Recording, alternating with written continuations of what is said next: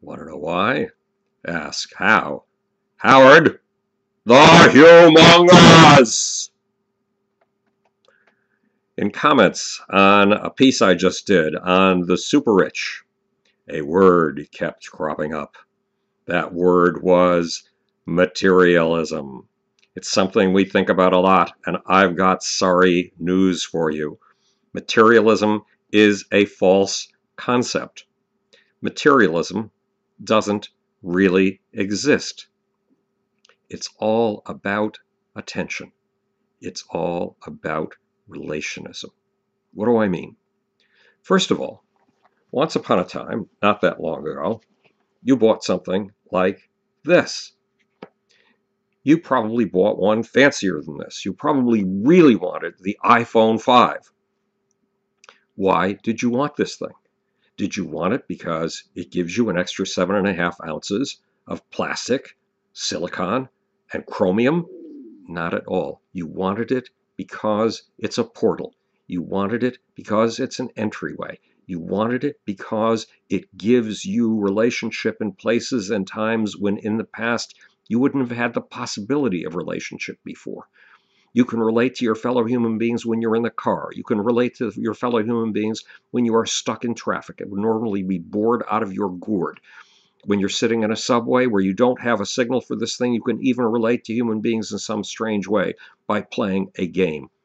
This is a gateway to relationships. Once upon a time, I knew two greedy guys. You could call them materialists if you wanted.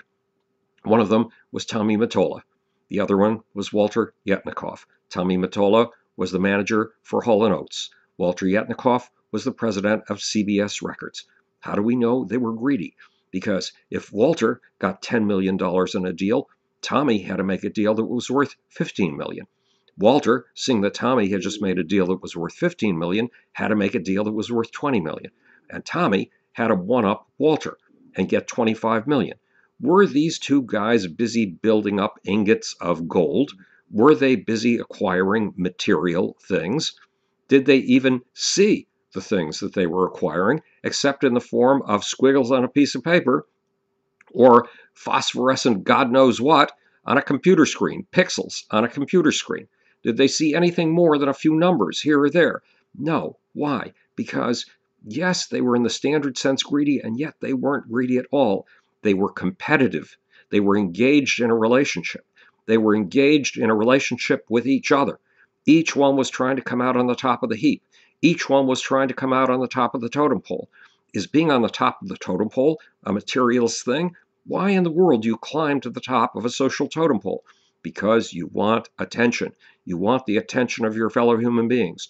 You want your fellow human beings to admire you. You want them to envy you.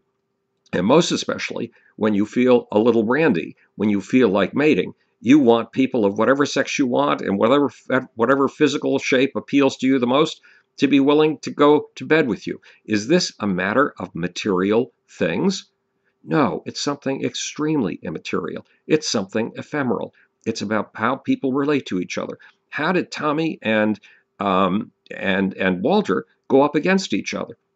In order to get that extra $5 million, they had to organize ever more people into some sort of productive relationship.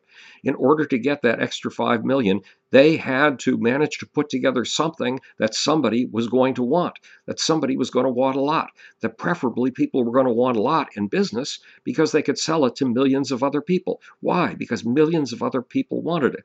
Tommy and Walter were pulling together vast networks of relationship to produce things that filled other humans' needs, that filled other humans with glee. How in the world do we get a concept of materialism to begin with? How did we get a concept that's so radically wrong, if it's wrong at all? I mean, Bloom, you really haven't proven to me that it's wrong. Well, if you look in the Oxford English Dictionary, you'll see that the concept crops up in approximately 1724 and then begins to recur throughout the 1700s. Why? What was new in the world of 1724 that hadn't been around before? Isaac Newton was new.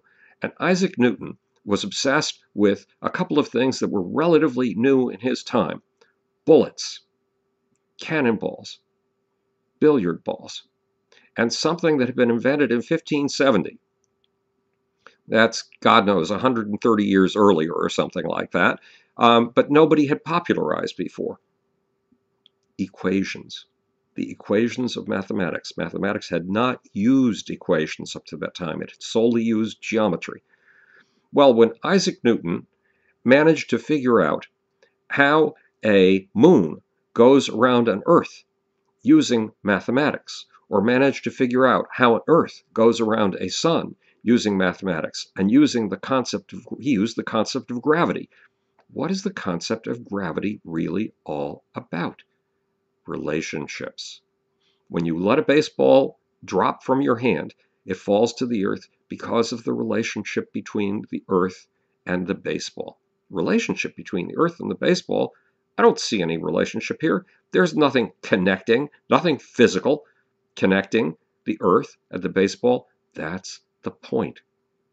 There's something that's totally non-physical, that's totally immaterial, that's in the realm of, what would you call it? The ineffable? Would you call it the realm of spirit? No, that gives its consciousness. There is no consciousness involved here. But something invisible is pulling these things together. And when it pulls things together like an earth and a moon and a sun and an earth, it makes something with a shape and process all its own. Something that is not material. That circling of planets around a sun is not a material thing, it's a relationship thing that produces whole new patterns of a radically new kind. In science, we sometimes call those patterns, when we pay any attention to them at all, emergent properties. And when greed and material things are involved, it's the emergent properties and the relationships that count. When Tommy Mottola and Walter Yetnikoff went up against each other, it was all about attention, and attention is a matter of relationships. And there's another peculiar thing about attention. When we get the attention of our fellow human beings, we are able to feed them something new. We are able to feed them not information, that's too bland a word. That reeks of the billiard balls and cannonballs and bullets that Newton was obsessed with. It's more than just bits and bytes. We give them not just information, but information that somehow produces another emergent property, delight. The concept of materialism is false. It's not about material things. It's about relationships. This is Howard the Humongous speaking to you from the future. It's your job and my job to make.